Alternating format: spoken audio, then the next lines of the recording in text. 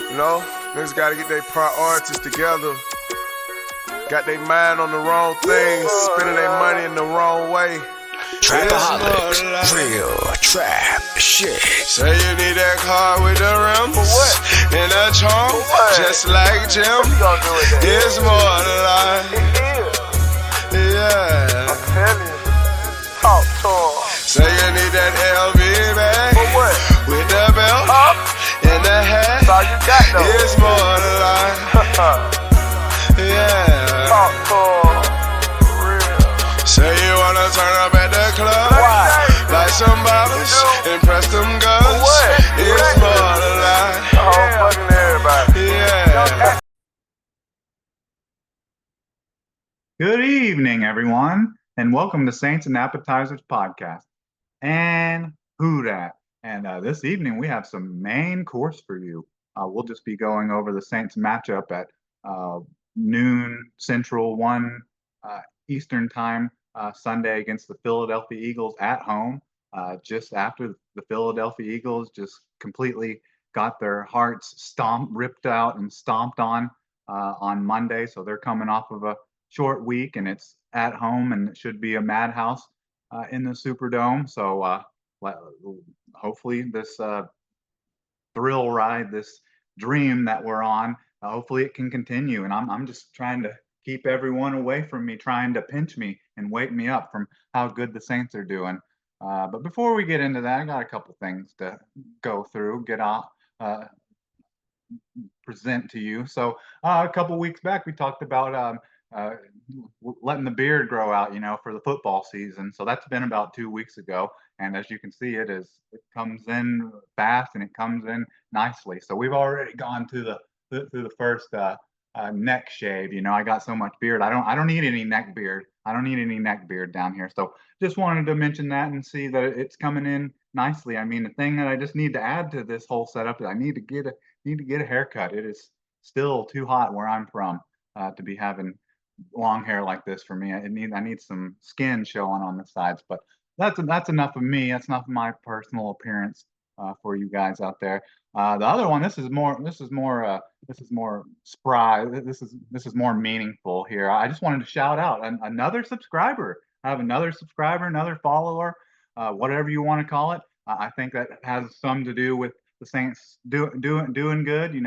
Obviously the season is in hand, but they're also doing good. So there's more people looking for Saints content and stuff, and people that have stumbled upon me and have subscribed. I appreciate it, love it, and I can admit I'm probably making a little bit more content too with the season started, and then every month or so, every 3-4 weeks, there's a UFC pay-per-view. So there's just kind of content back to back to back. So you're seeing me. I'm out there, and I appreciate it. But I want to shout out August Joseph. I appreciate it for you subscribing and following to me and adding me to your list of people you're subscribed to. And I hope you continue to follow, and any of these videos that you like, anything I'm saying, just comment, send in the comments. I appreciate it. I appreciate all the subscribers, followers,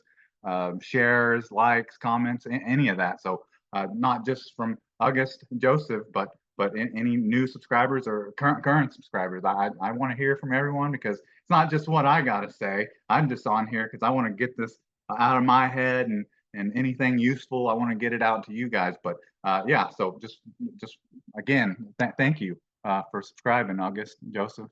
And if I can, anyone else out there that subscribes, or they have a channel of their own and I can identify them, I'll more than happily give you a shout out too. But so that's enough of that.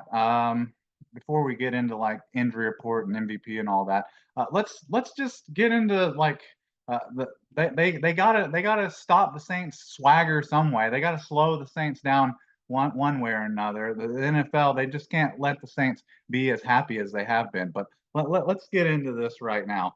So can I get a menu? And so I think probably a lot of you guys know where I'm heading here. So it took until, what was that? That must have been Wednesday or Thursday, when it finally came down that the NFL was fining Derek Carr 15K, 15,000 for his little hee uh, Michael Jackson touchdown celebration. Like what? What? And the fact that they were like showing that like on their social media, like they were showing it and get showing like the ha emojis and stuff on NFL social media, on Facebook, on Twitter, on X. So it's like they they gained from it.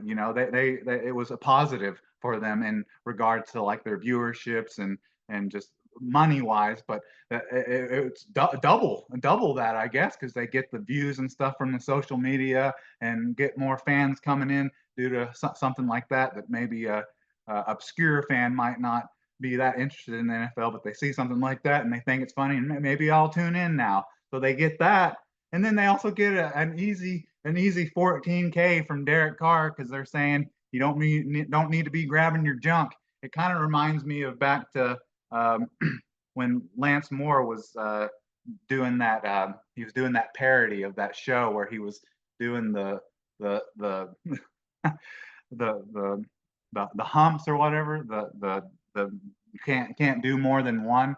Uh, of the flexing of the hips, and if you do two, they won't get you. But if they see you and are focused in on that third one, then they'll throw the flag if you throw the do the third hip thrust. And yeah, I remember that they did that game, and he did the two hip thrust, and then you had Kenny Stills like right there beside him, like looking to see if he was going to do the third one, and then he does the third one, and then Kenny Stills does like a fake flag toss, and then that's what got them a penalty. So I'm thinking of these hip thrust motions kind of from Derek Carr, but it wasn't really a hip thrust or anything. It was just the HeHe junk grab, which is just that they're so offended about that, seeing how 30 years ago they had Michael Jackson as your Super Bowl uh, uh, set up, your Super Bowl lineup, and they had no problem with it then.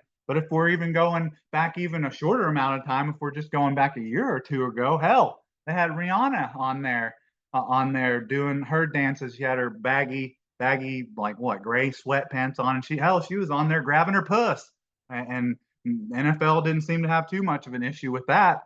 I kind of come from a little bit of a small town and stuff.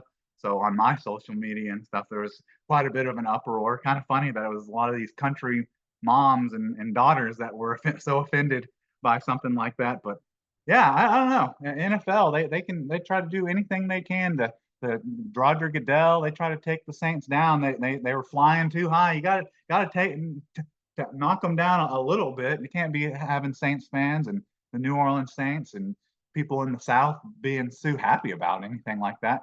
And if it doesn't just come down to that, I think the NFL, they're just upset that they're seeing Oakland Raiders Derek Carr swag. So they had to knock him down a peg too.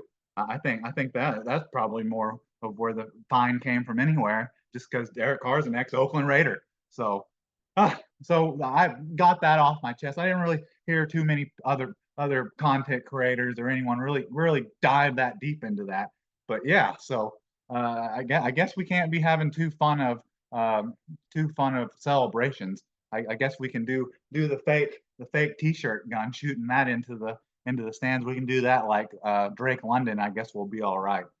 All right, so that's enough of that. So now it's on to the injury report, and this has got to be like the best injury report the Saints have had in the last 3 years, honestly, because I mean, like almost everybody is healthy now, and that's a quick turn from when it went week one, they were relatively healthy, and then it just looked bad. Went from like 5 people on the injury report to like 15, and now you got quite a few people on the injury report, but most of them like practiced all week, and even if they were out at some point in the week, they're still listed as like questionable because maybe they were limited. But let's get into it because it is still kind of long, even though look, I would assume that almost everyone on this injury report is gonna play. Which, man, what a great thing, and what a great feeling to be able to say something like that. But let's get into it. So, first person on the list, we have rookie linebacker Jalen Ford, who's been dealing with a hamstring like all season. I don't think we've even have even seen him yet. I think even if we do see him, even if he's active on game day, it'll probably just be special teams. And then you have wide receiver Rashid Shaheed. I mean, our jumper Clayballs, our jump start to our offense every the last 2 weeks. You can see a Saints blowout coming with a 50-yard touchdown bomb in hand to Rashid Shaheed. That's how it's feeling right now, at least. And then cornerback Marshawn Lattimore, hamstring, was limited Wednesday and Thursday, and then was full Friday. And he expects to play, and Dennis Allen expects him to play. Which that's a kind of a funny. That was some of the comments that came out of the Dallas game afterwards, that they asked about Marshawn Lattimore and if he would have been able to play. And Dennis Allen was like, "Oh yeah, he wanted to play, but I held him out, and I think he's pissed at me for that." So that's kind of funny to see a little bit of relationship and camaraderie kind of growing, building back between Dennis Allen and Marshawn Lattimore. I think that's kind of what's hurt uh, the possibility of being able to see Marshawn Lattimore a little bit, is maybe his trust in Dennis Allen. But hearing him, Dennis Allen, say that, and then today you heard Marshawn Lattimore saying that he thought that the hamstring was good, and that he thought he probably could have played last week, but Dennis Allen was probably right in holding him out. So, man, that's just a positive thing you like to hear between Marshawn Lattimore, and the head coach of the New Orleans Saints, knowing that there's been kind of some rustling of bad relationships there. He's kind of only your kind of like your only slight, I guess, if you even want to call him, locker room cancer left, now that they've gotten rid of Jameis Winston and gotten rid of Michael Thomas. So that's good that you'll see Saints already outstanding secondary, even with Kool-Aid and Kentry starting. But then you get a perennial All-Pro back. Man, and if the Eagles don't have AJ Brown, I don't know how they're going to be able to even move the ball, really. I guess they run all over them like they have in prior years. But anyway, so that's really positive thing. And then tackle Halise Fuaga back, which he was dealing with that all last week, and then didn't practice on Thursday or Friday, and then was questionable, and then was a game time decision, and he played and didn't even give up a sack. So that's great to see that from a rookie. And then safety Tyrann Mathieu, who's been dealing with this Hill issue. He's been dealing with that all the way back since like the end of last season. But he was limited Wednesday, Thursday, and then was full on Friday. And then none of these guys have any game designation or game status, so that means they're going to play, I would assume. And then you have Cedric Wilson, wide receiver. Abdomen was limited all week, but no game status or designation, so I imagine you'll see him. And then you got linebacker DeMarco Jackson, who's been hurt like all season with this calf injury. Didn't practice Wednesday, but he finally was able to return on Thursday and Friday, and then is listed as questionable. I wouldn't, just because he's been hurt for as long as he has, and Saints just don't, other than on special teams, wouldn't really need the depth at linebacker. So I wouldn't be surprised if you still don't see DeMarco Jackson. And then we have defensive tackle Colin Saunders, just like some of these last couple guys that I've gone over. He's been hurt like all season, all regular season at least. But he got hurt like right before the season started, so he's been dealing with this calf injury, and he didn't practice all week and is listed as out. So that's really your only true we know that we're not going to see Colin Saunders. All these other ones, they've practiced or they're questionable. So that's just so positive to see after it looked like these injury reports were just going to keep growing and growing and growing and growing. And the only thing that was going to remove players from it is those players ending up on PUP or IR. But man, what a nice turnaround, especially after tight end, do it all man, your handyman, your Swiss Army knife, Taysom Hill. He got hurt at the end of the game against the Cowboys, and we're just hearing that he had to go to the hospital due to a chest injury, and hell, we're thinking it's uh, a a, a season ender or something. But he didn't practice Wednesday, but then he was back limited Thursday and Friday, and is listed as questionable. And Dennis Allen said if he can play, he'll play. So, I mean, take that for what it is. Take that with a grain of salt, I assume. And then Landon Young, that's another one. I said that I thought DeMarco Jackson and Colin Saunders might be like the only ones that I think might not play just because of their designation. But yeah, tackle Landon Young, who he came in and started at guard for Lucas Patrick when he went out in the game against the Panthers. So he is offensive line depth. So tackle Landon Young dealing with a foot. And he seems to always be injured anyway, so it's not too big of a surprise. But he didn't practice all week, but is listed as questionable. So I guess he's a game time decision, kind of like Talise Huaga, even though he didn't practice on Thursday or Friday either, but then was a game time decision. But not a huge deal if he doesn't play because he's not, at least he's not one of the starters. But that definitely is your sixth, seventh, or eighth offensive lineman, which the Saints have been using. That many people have. They've been keeping that many offensive linemen and tight ends and running backs in to block with the schemes that they've been running lately, only having 2 or 3 wide receivers out, people running out running routes. And then just got a couple more here.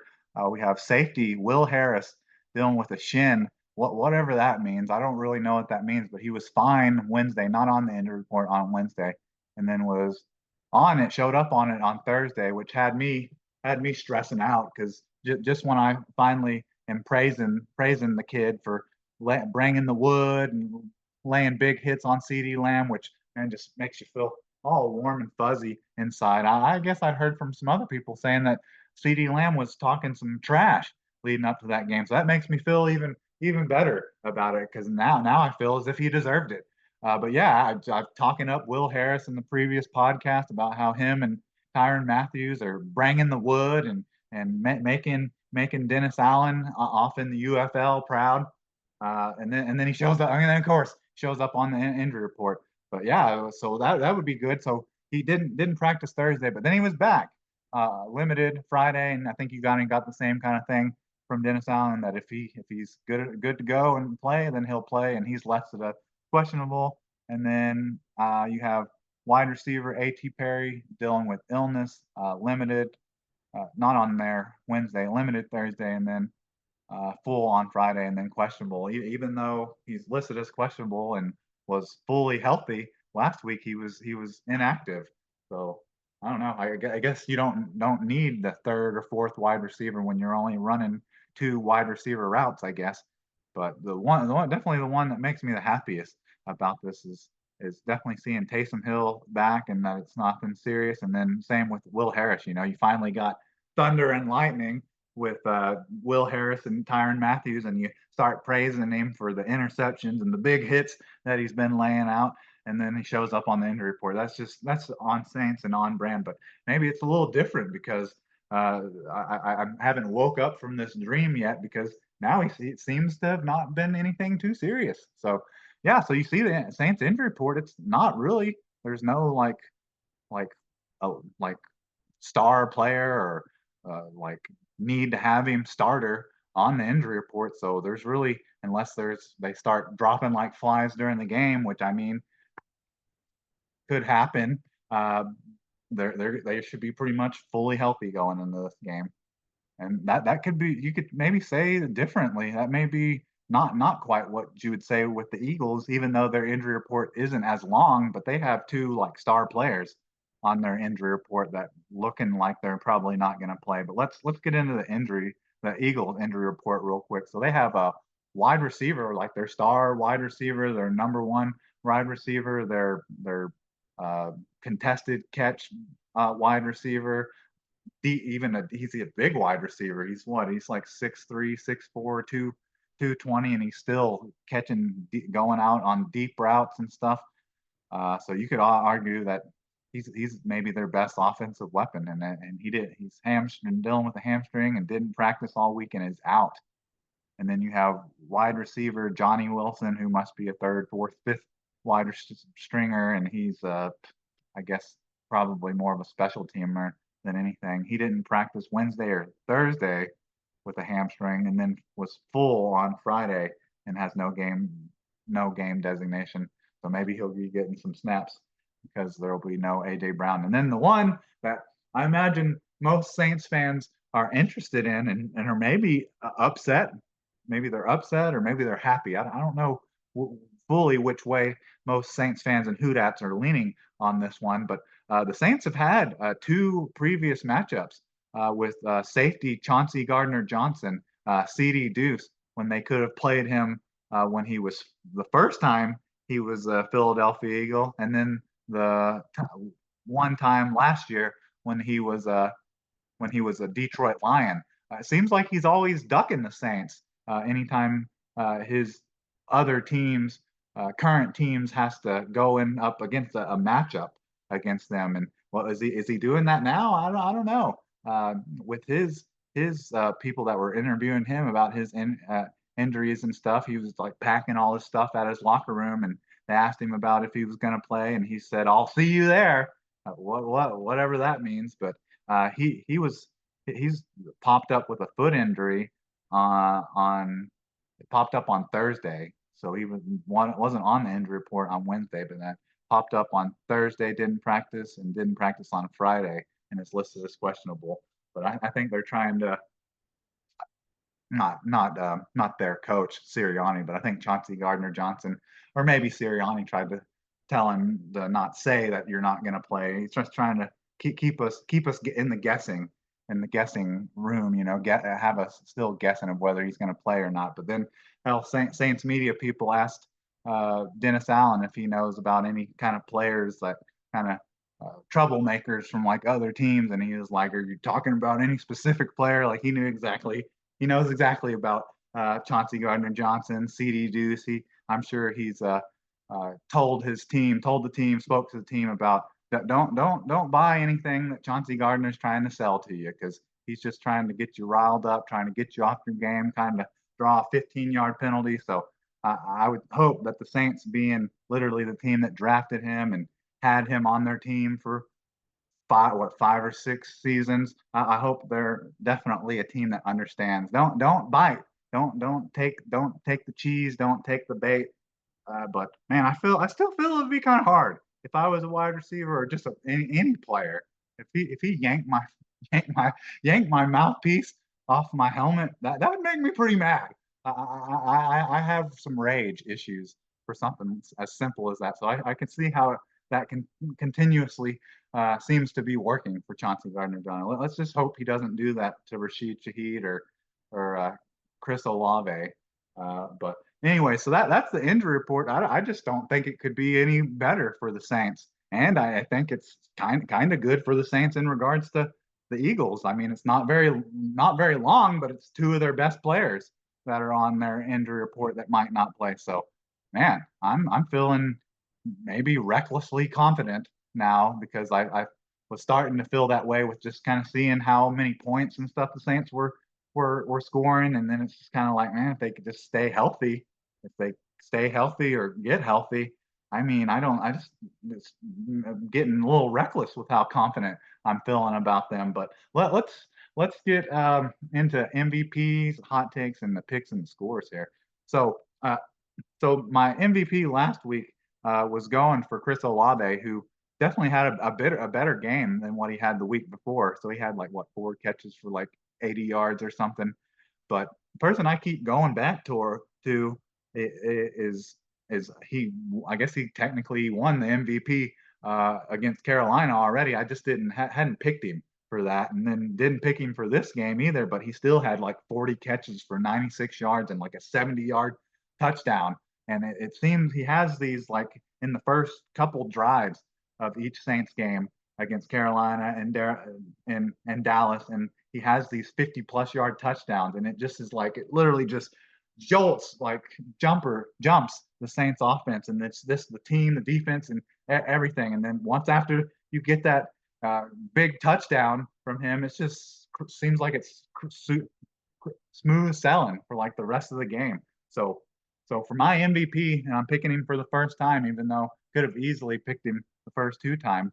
I'm picking Rashid Shaheed for this, and I think just like in the past previous games, at some point in the first quarter, he's going to have a 50+ yard bomb. Might not be a touchdown, but it's going to be something that's going to jump some jumper cables right to the Saints' heart and get them going. And look for Rashid Shaheed to have what 3, 4, 5 catches again for like almost 100 yards and hopefully a touchdown. So I'm going with Rashid Shaheed on this. So now on to my hot take. My hot take. So the last two have been like offensive based, saying like, oh, they're going to keep Michael Parsons without a sack, or Trevor Penning isn't going to give up a sack. And then crazily, all those have come true. And somehow the Saints offensive line has outperformed anything that any Saints fan or any media people or any broadcaster could have predicted. So I almost want to do a hot take towards the offensive line again, so they can continue to kind of prove me wrong or prove me right that their offensive line shouldn't be as good as it is. But I feel like I got to go away from that. And so to go away from that, so the Saints are playing the Philadelphia Eagles, who the Saints have played. Seems like they play them like almost every year. It seems like, and two of those three times that they played them, when they played them with Jalen Hurts as their quarterback, they've ran all over the Saints, and the Saints have just had trouble not with just their running back, but the Saints just have trouble with scrambling quarterbacks, mobile quarterbacks, and man, they just rack up. I think that was like one of the first games in a while from like 17 to 2020 where they were like the first team to have like 100-yard rusher on them. And so in this game, I think the Saints they're going to show up and stop the run, and they're going to stop the run more than maybe what you would have expected for not just a scrambling quarterback, but a team that's probably run based, run dominant. So what I'm getting at is I think the Saints are going to hold the Philadelphia Eagles over 100 total rushing yards. So I'm not saying like 100-yard rusher from Jalen Hurts or 100-yard rusher from Saquon Barkley or anything. Just total, like all together, they're not going to have 100 yards rushing, and that may be due to them maybe coming back from a shootout. So all they're doing is throwing anyways, and they just abandon the run, kind of like the Cowboys did last week, even though they just don't have any running backs. The Dallas Cowboys, they just don't have anyone to run the ball. But once they got down by 2-3 scores, they just quit running and only rushed for like 40 yards in the entire game. So I'm predicting a hot take, something similar to that. So no 100-yard rusher, or just no total 100-yard rushing yards for the Eagles. And then on to my pick and my score here.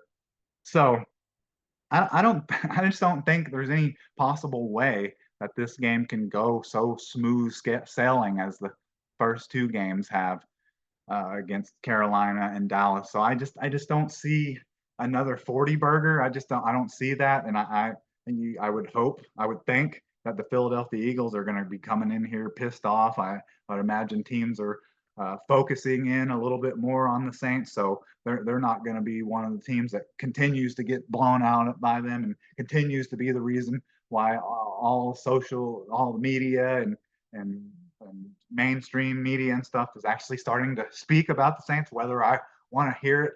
I really don't want to hear it now anyways. So I just don't think the Philadelphia Eagles are going to come in and get down by several scores, 2 or 3 scores, and just kind of lay down like the Panthers and the Cowboys kind of did. So I think this game is going to be a little bit closer.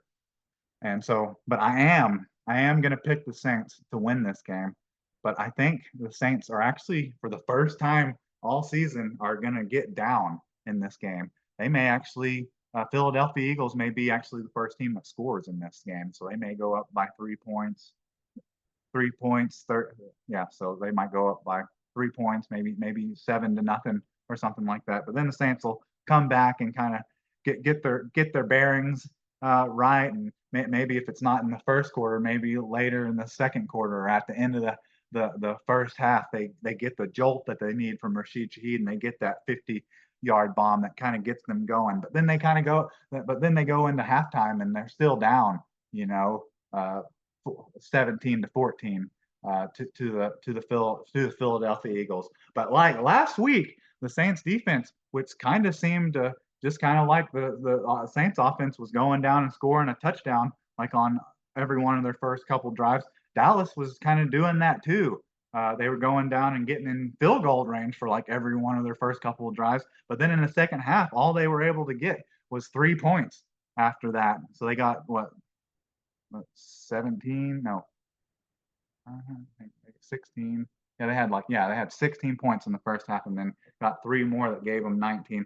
So I think the Saints will do the same thing, be very similar. I think I hadn't heard much people talking about how Dennis Allen makes such great second half adjustments on defense, which some people say second half adjustments don't exist, but I think that's kind of hard to believe.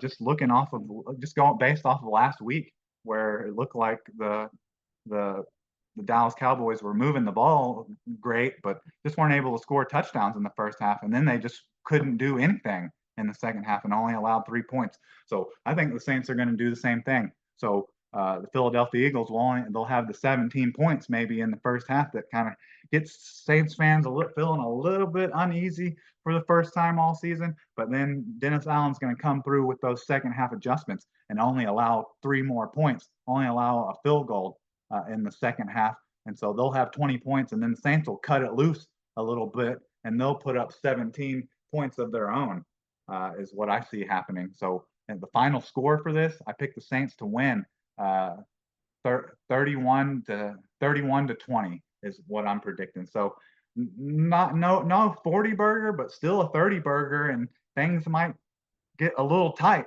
in the first half. And then I think the Saints are going to kind of cut it loose, and I think the Saints are going to continue to try to run the ball and wear on them as well, because we know Philadelphia, they're going to try to run the ball. That's definitely what they're going to want to do after prior games with the Saints. But the Saints, maybe that run game starts wearing on them, and then maybe they can't decide whether they want to defend the pass or defend the run, and maybe get hit with some play action and get hit with some big passes over the top.